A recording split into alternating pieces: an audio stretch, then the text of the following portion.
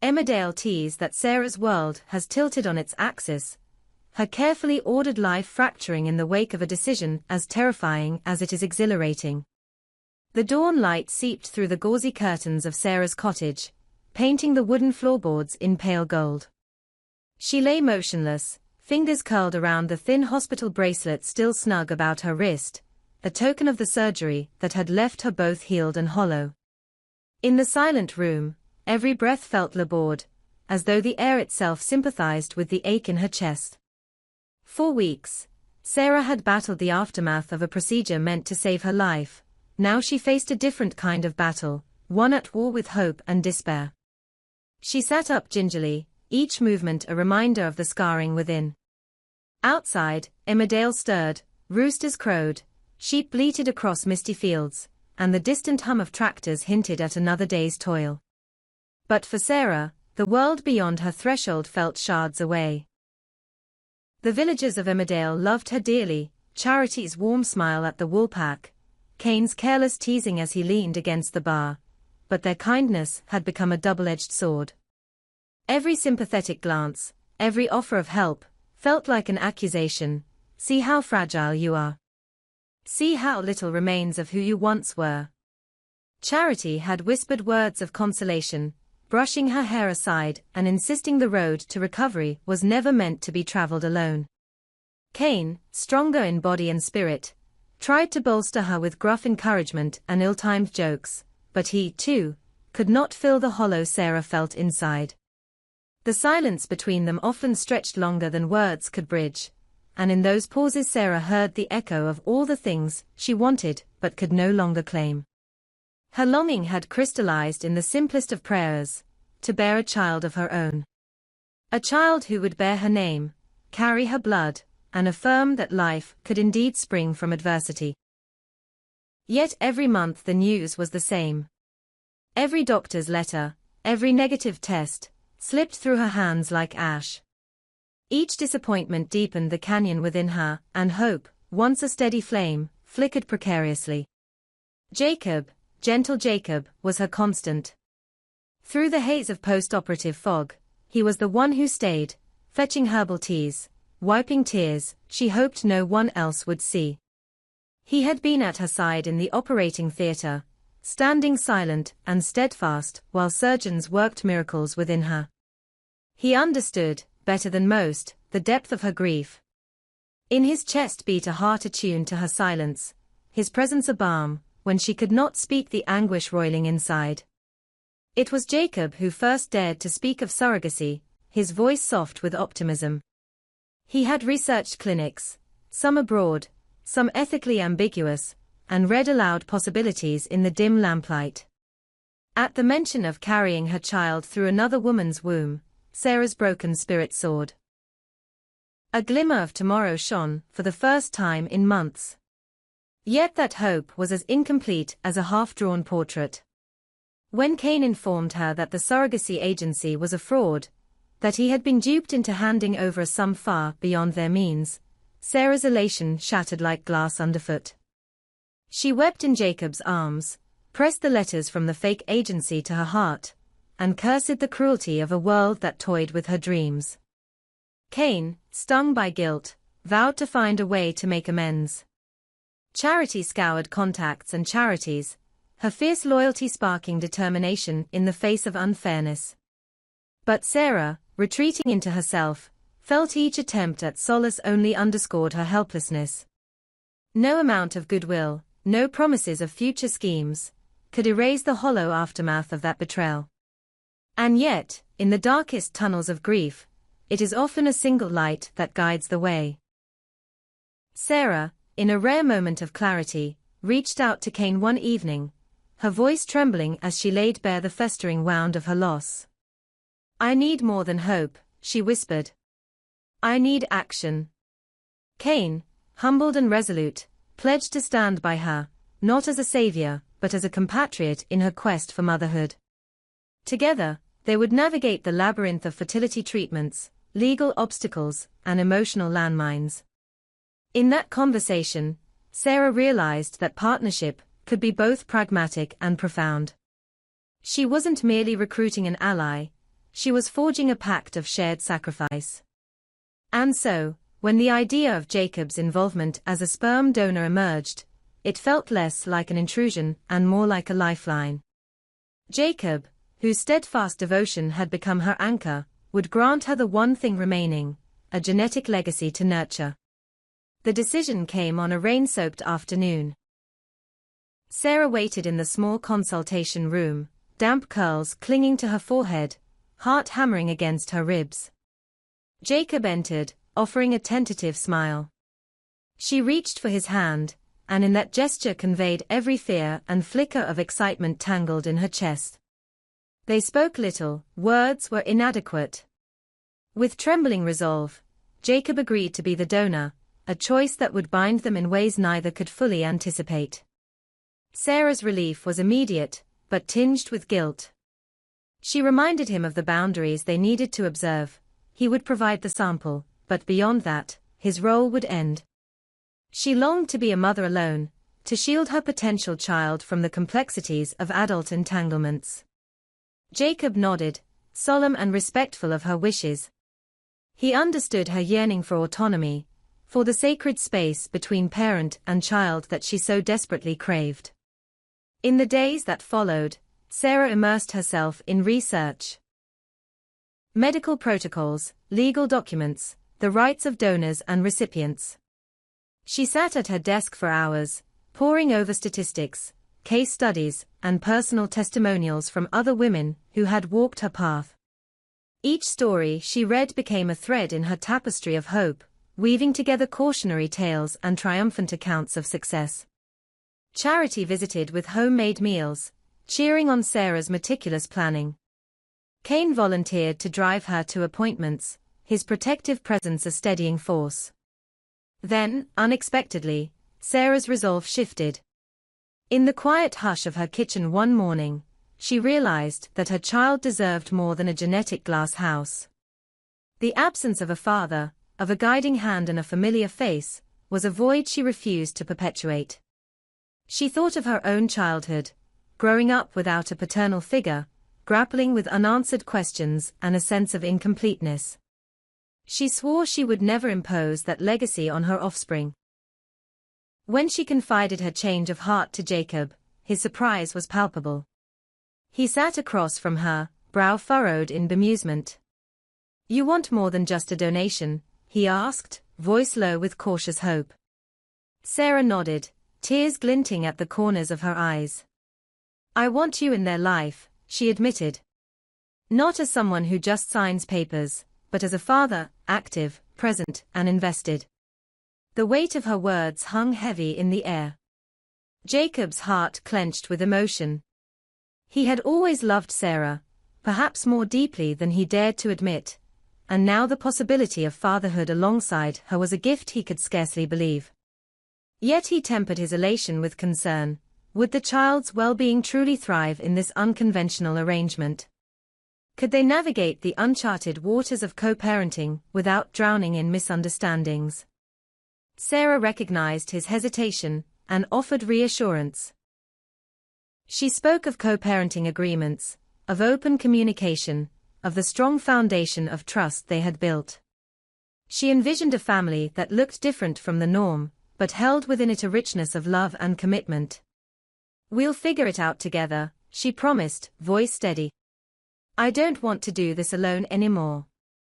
And so, as spring unfurled its emerald promise across the valley, Sarah and Jacob embarked on a new chapter. They registered with the fertility clinic, signed the requisite consent forms, and prepared for the procedure that would bring their hopes to fruition.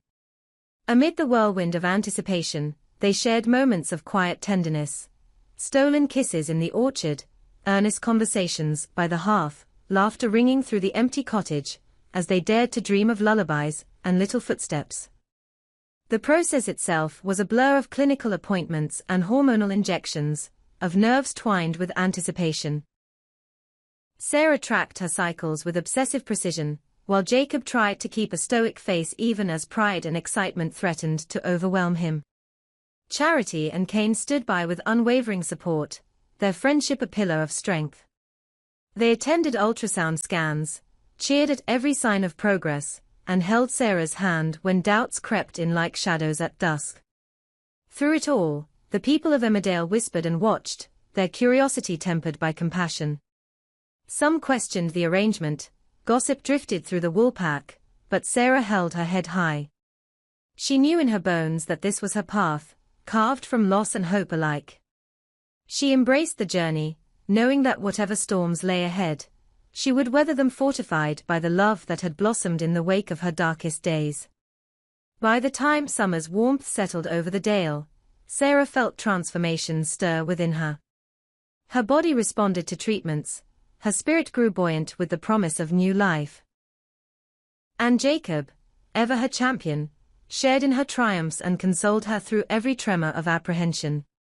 Together they looked toward a future redefined, one where laughter and lullabies, tears and triumphs, would intertwine in a tapestry as rich and unpredictable as the land they called home. The lightness that had begun to bloom in Sarah's spirit deepened over the following weeks, each day unfurling like a petal pressed against the dawn. The first tremors of new life stirred within her, faint but irrevocable, whispering of everything to come. Jacob walked beside her through this unfolding wonder, both thrilled and awed by every heartbeat they heard, every faltering step she managed. Charity and Cain remained pillars of support, Charity with her inexhaustible optimism, and Cain with his rugged determination to guard Sarah's fragile joy. As the autumn leaves began to drift golden upon the dale, Sarah's pregnancy advanced into the second trimester. Mornings found her cradling her growing belly with reverence, speaking softly to the child she carried, promising a life brimming with the love she herself had once lacked. Jacob often joined her at those quiet vigils. He would press his ear against her abdomen, grinning when the baby fluttered in response as though curious about the presence that surrounded them. To Sarah, those tiny kicks felt like proof that hope, however battered, could take root and flourish. But leaping hearts cannot escape the shadow of worry entirely. With each scan appointment, nerves coiled tighter around Sarah's chest. Charity, ever the cheerleader, decorated their living room with pastel buntings and stuffed animals, hoping to fill the cottage with a tangible sense of celebration. Cain, on the other hand, researched every possible prenatal risk late into the night, his brow furrowed each time he discovered a new statistic that might go wrong. He refused to share most of his findings, knowing that fear could poison hope faster than any physical ailment. Instead, he channeled his unease into practicalities, designing a sturdy crib, finding the softest wool blankets, patching any rickety floorboards that creaked under the weight of expectation. When the time arrived for the anomaly scan, Sarah's usual poise gave way to trembling. They sat shoulder to shoulder in the waiting room, hands entwined, drawing strength from one another. Charity slipped in beside them, offering a reassuring squeeze. The technician ushered them into the chilly room, and the twin monitors sprang to life. For a moment, Sarah held her breath, the meter's steady squiggles spoke a language she longed to understand. Then, with a broad smile, the technician announced the news. Their baby was healthy, growing perfectly in rhythm and size. Tears bloomed in Sarah's eyes, tears of relief, of gratitude, of a mother's primal joy. Cain let out a whoop in triumph, startling everyone in the clinic, and Jacob wrapped Sarah in an embrace that felt like the answer to every prayer she had ever whispered.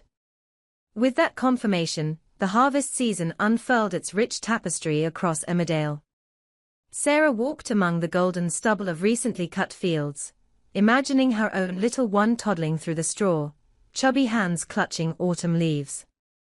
She and Jacob wandered to the honey stall at the market, sampling sweet dribbles between shared smiles. Charity dragged them to a pumpkin patch, determined that their first family photograph would be framed by orange globes and hay bales. Cain, reluctantly caught up in the festivities, allowed himself to be painted with face paint, an unwelcome but endearing concession to Charity's insistence that babies love silly faces.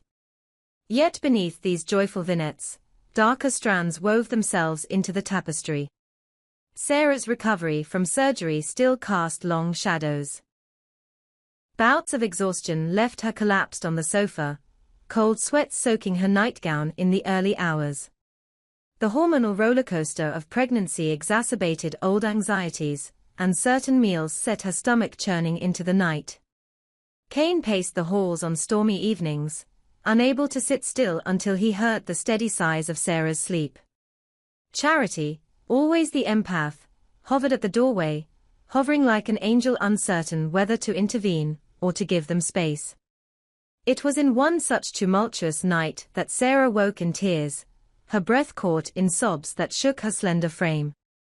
Jacob, roused from sleep, found her on the landing, hands pressed against her belly. "I'm so scared," she whispered.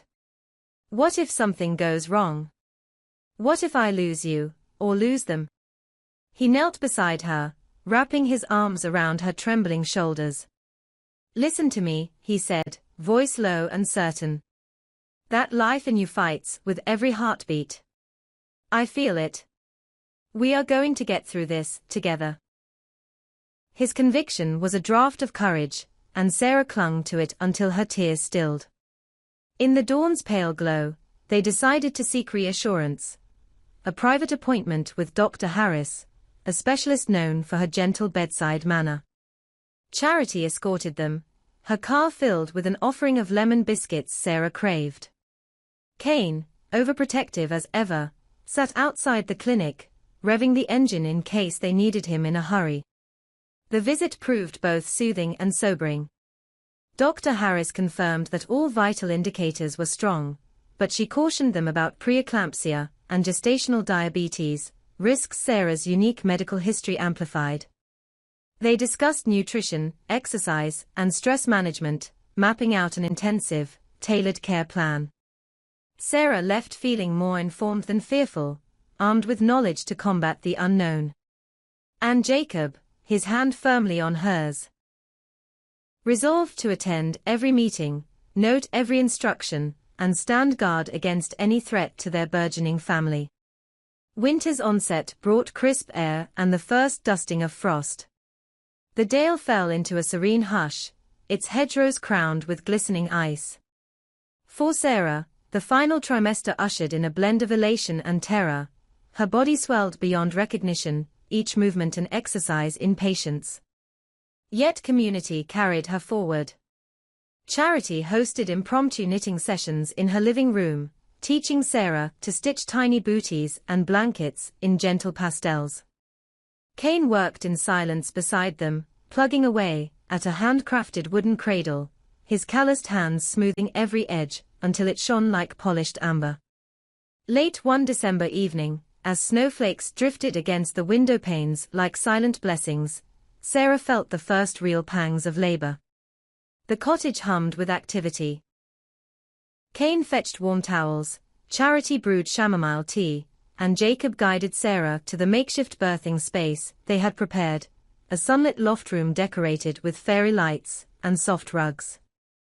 The midwife they had chosen, a kindly local woman named Ruth, arrived swiftly, her lantern casting a golden glow upon the scene. Contractions crashed through Sarah like waves, each one demanding every ounce of her focus and determination. Jacob never let go of her hand, murmuring encouragement in her ear. Charity brushed her hair back, offering sips of tea between breaths, while Kane, who had insisted on staying despite his usual stoicism, stood by the door, balancing a bowl of steaming broth he had prepared. Between each surge of pain, they formed a circle of love around her, an unbreakable shield against fear. Hours blurred into an odyssey of endurance. Sarah drew on every lesson of her life, every hardship she had overcome, every betrayal she had endured, to summon the strength she never knew she possessed. With one final roar, the highest wave of pain broke, and the air was filled with the newborn's cry, a triumphant peal that echoed through the rafters of the cottage and into every heart present. Jacob wept openly as Ruth placed the baby, a daughter, as they soon discovered, into Sarah's arms. She was small, fierce with life, her skin the pale pink of morning light. Sarah pressed her lips to the infant's head, overwhelmed by an emotion so vast it threatened to consume her. Charity laughed with delight, tears trailing down her cheeks, and Kane's gruff, "Good job, Auntie," rang with pride and relief. They spent the night in a soft cocoon of contentment. Sarah, cradling her daughter, whispered promises of love and protection. Jacob sat beside her, brushing newborn hair from the baby's forehead, entranced by the miracle of their shared creation. Outside, the world lay blanketed in snow. Still and hushed, as though granting them a moment of perfect peace. In the days that followed, adjustments rippled through their lives. Sarah learned the rhythms of feeding and soothing, her exhaustion tempered by soulful joy. Jacob embraced his role as father, his careful tenderness a balm to Sarah's still recovering body. Charity visited daily, bearing meals and gossip about the village's reaction to the birth. Kane, deferential yet beaming, took on errands and chores, ensuring Sarah never lifted more than the babe in her arms. Slipstreams of gossip drifted through Emmerdale, some neatly folded in congratulatory bouquets, others tinged with skepticism. "Aren't you afraid of straining their little hearts with this arrangement?" one villager asked Charity, eyes wide. "The child will need a father," another murmured. But when they saw Jacob's devotion, how he cooed over his daughter, how he and Sarah navigated co-parenthood with humor and respect, most hearts softened. They came to understand that family need not follow only the well-trodden path to flourish. Sarah and Jacob formalized their arrangement in a legal agreement, laying out visitation schedules and decision-making responsibilities. The process, itself an act of love, forced them to articulate hopes and fears, to negotiate with clarity and compassion. Their bond, tested in hospital corridors and midwives' waiting rooms, emerged stronger, a testament to what two people could achieve when united by shared purpose.